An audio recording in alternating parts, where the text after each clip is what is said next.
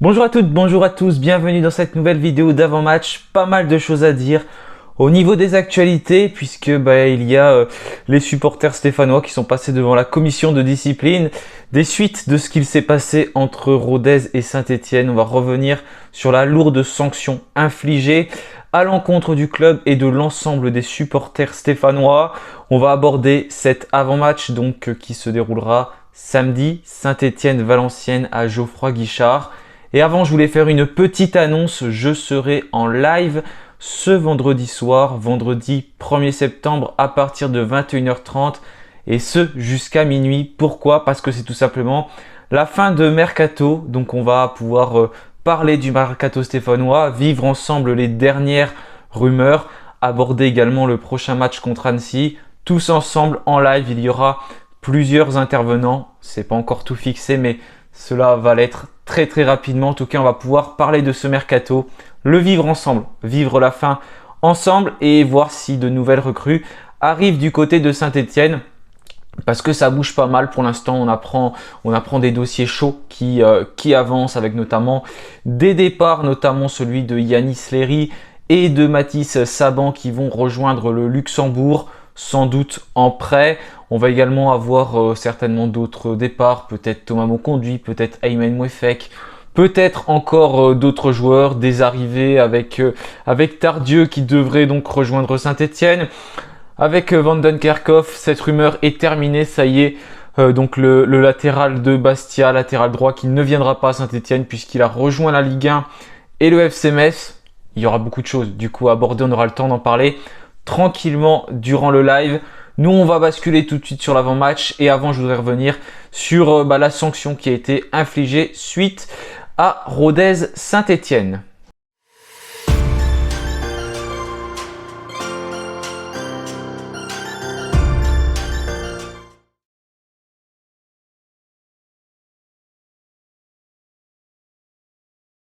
Donc, la commission de discipline de la LFP s'est prononcée ce mardi 30 août. Ce mercredi 30 août plutôt, et elle a infligé une lourde sanction à Saint-Étienne.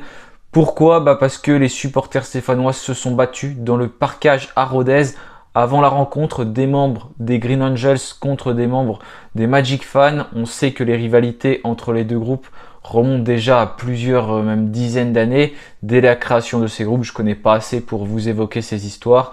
Mais en tout cas, il y a déjà eu plusieurs petites bagarres ou grosses bagarres dans les années précédentes. Et là, il y en a une qui a éclaté dans le parkage. Et donc, le dossier avait été placé en instruction. Et la commission de discipline s'est prononcée et a décidé d'infliger 2 matchs de suspension aux 2 COP. Le COP Nord, la partie basse, et le COP Sud, la partie basse. En gros, 16 000 supporters privés de stade pour la réception donc de Dunkerque et également pour la réception d'Ajaccio le 7 octobre, date initialement prévue pour fêter les 90 ans du club. Peut-être qu'il va donc y avoir un changement sur cette date. Pour l'instant, rien n'a été communiqué. Un point de sursis également prononcé à l'encontre du club. Donc il ne faudrait pas qu'il tombe ce point de sursis. Du coup, le club se réserve le droit de faire appel, c'est ce qu'ils ont évoqué dans un communiqué.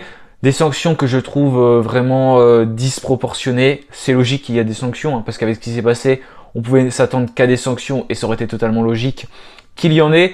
Mais il n'y a aucune influence sur les parkages extérieurs, rien n'a été prononcé. On peut imaginer qu'il y aura des arrêtés de ci et de là qui seront prononcés plus tard, mais comme d'habitude. Mais en tout cas, voilà, il n'y a aucune incidence de la décision de la LFP sur les parkages extérieurs, mais c'est même inédit puisque à cause de ce qui s'est passé à l'extérieur, c'est une sanction à domicile qui a été prise. Et pour, je sais pas, une cinquantaine de supporters, c'est 16 000 personnes qui prennent une nouvelle fois sur 2 matchs. Donc ça commence à faire beaucoup. Déjà les COP qui sont très souvent fermés. Et là, encore une fois, beaucoup de monde qui est empêché d'aller au stade. Je sais pas comment vont se passer les modalités de remboursement une nouvelle fois. Mais en tout cas, voilà, ça commence à faire cette décision. Elle n'est vraiment pas logique. En fait, n'arrive pas à comprendre comment on peut justifier cette décision. Même si on pouvait se douter qu'ils allaient frapper un grand coup. Mais à domicile, je ne comprends pas. Tous les parkages auraient été fermés jusqu'à la fin de la saison, j'aurais compris. C'est ce qui s'était d'ailleurs passé il y a 2 ans lorsque il y avait eu des fumigènes de craquer massivement dans le parkage stéphanois. C'était du côté de Louhans contre Jura Sud, je crois, pour la Coupe de France. Voilà, là il y avait eu une sanction et plus de parkage visiteur jusqu'à la fin de la saison. Mais là, voilà, cette décision, elle est vraiment très très difficile à comprendre.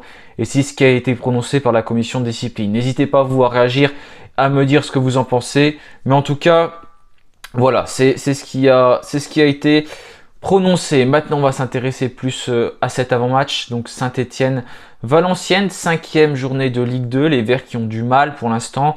Seulement 4 points pris sur 12 possibles durant le mois d'août. Ce n'est vraiment pas beaucoup.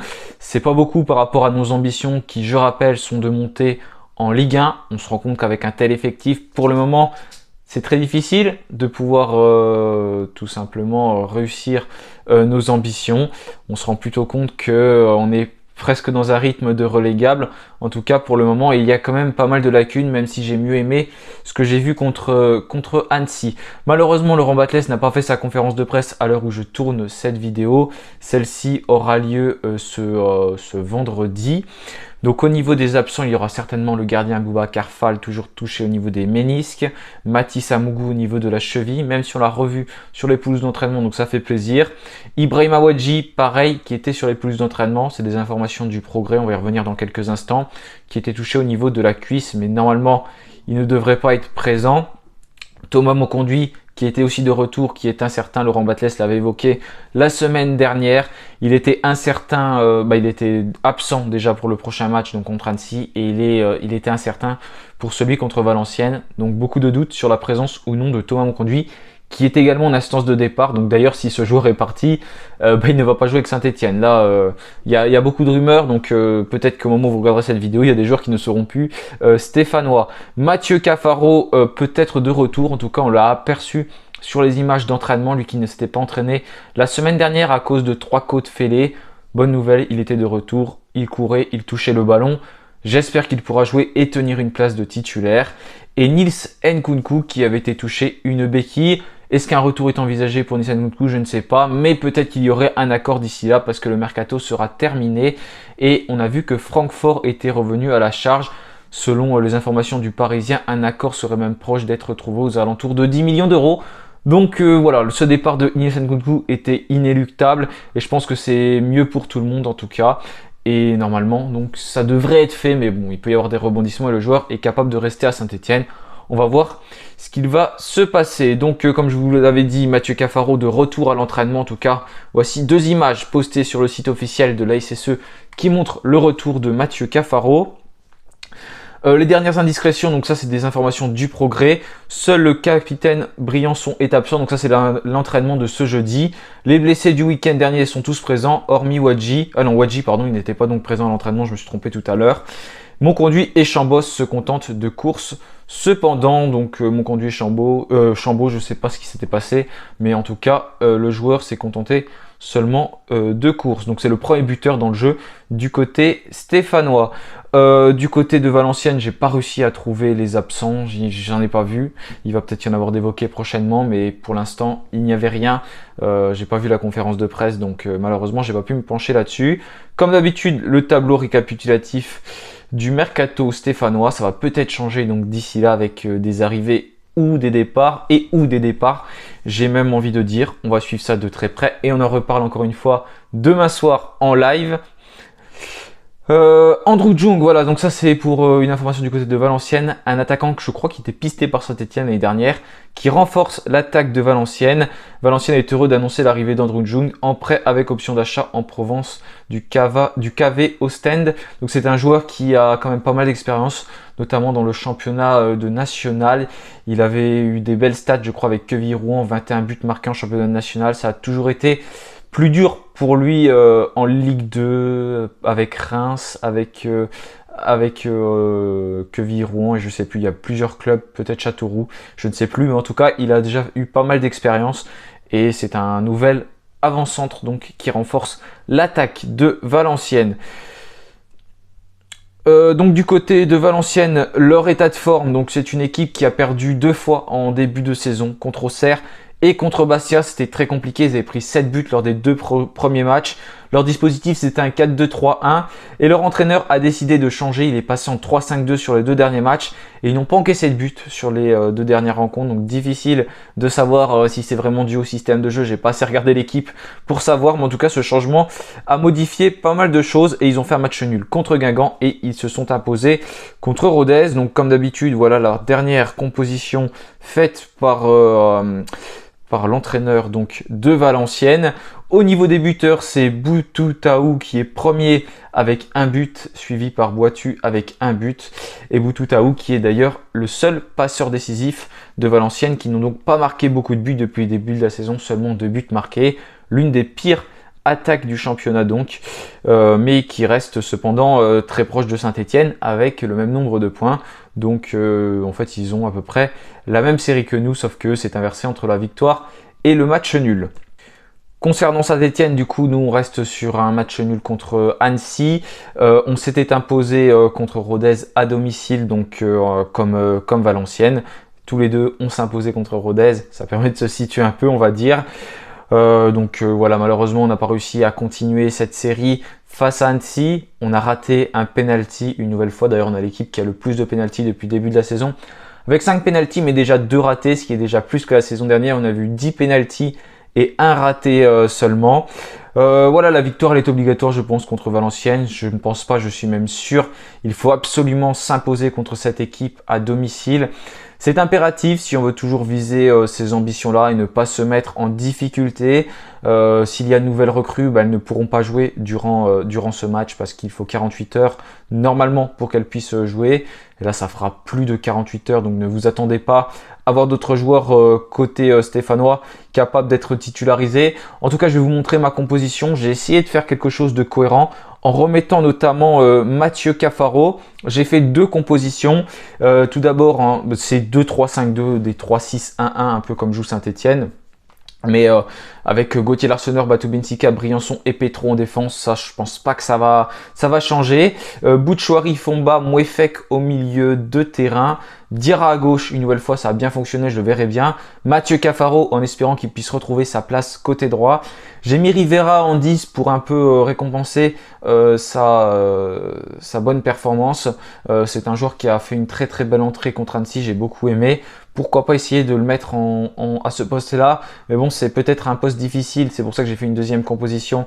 Parce que c'est lui qui a les clés du jeu. Et là, c'est vraiment compliqué. Je suis pas sûr que Batles fasse cela. Mais ça le récompenserait. Parce que pour l'instant, au poste de numéro 10, c'est compliqué. Un Chambaud, je trouve pas qu'il arrive à faire ce qu'on attend d'un numéro 10. Il joue un peu trop ralenti sans prendre trop de risques. Et Ibrahim Sissoko, bien sûr, en pointe de l'attaque. Du coup, j'ai fait une deuxième composition. J'ai juste changé. J'ai enlevé du coup Maxence Rivera. J'ai mis Benjamin Bouchouari à la place. Je vous l'avais déjà évoqué, mais je verrais bien Benjamin Bouchouari en 10. C'est le seul qui est capable d'accélérer le jeu, je trouve, côté stéphanois, et de remonter des ballons. Le mettre un cran plus haut, je pense que ça l'aiderait. Et du coup, Victor Lobry serait titulaire. Mais en tout cas, je pense pas qu'il faut refaire la même composition que lors du dernier match, où à droite, on a pris l'eau entre Dylan Batubinsika, Denis Sapia et Victor Lobry. Ça avait été très compliqué pour ce côté droit. À la limite, Denis Sapia, personnellement, je le vois plus en concurrence maintenant avec Dylan Batubinsika dans ce poste de défenseur à droite, dans cette charnière centrale, axe droit. C'est plutôt là son poste. On l'a vu l'année dernière, il a plutôt bien fonctionné à cet endroit-là. C'est pour ça que j'imaginerais plutôt une concurrence entre Batubinsika et Denis Sapia, sachant que Batubinsika n'a pas rendu une copie non plus incroyable contre Annecy. Comme j'ai évoqué, c'était un match qui était compliqué pour lui. Et à droite, du coup, la concurrence serait peut-être plus entre Diarra et Cafaro, à moins que Diarra prenne à gauche. Voilà, en tout cas, il manque peut-être un piston durant ce mercato. On aura le temps d'en reparler dans mon live. Donc demain, je vous attends nombreux. N'oubliez pas d'activer la cloche de notification pour ne pas rater. Je crois que j'ai dit 21h, mais c'est à partir de 21h30. On partira pour 2h30 de live. Ce sera déjà très bien pour finir ce mercato et espérer avoir des nouvelles recrues et qu'on annonce tout ça en live. En tout cas, il n'y aura pas de vidéo débrief dans la foulée de la rencontre parce que je serai tout simplement au stade. Donc elle sera certainement ce dimanche. En attendant, voilà, je vous dis à demain pour le live ou à plus tard si vous ne serez pas présent. On va espérer que des recrues soient officialisées du côté de Saint-Etienne. Peut-être des départs également, c'est même quasiment certain. En tout cas, moi je vous souhaite une bonne soirée, un bon week-end et bien sûr, allez les Verts. Salut à tous.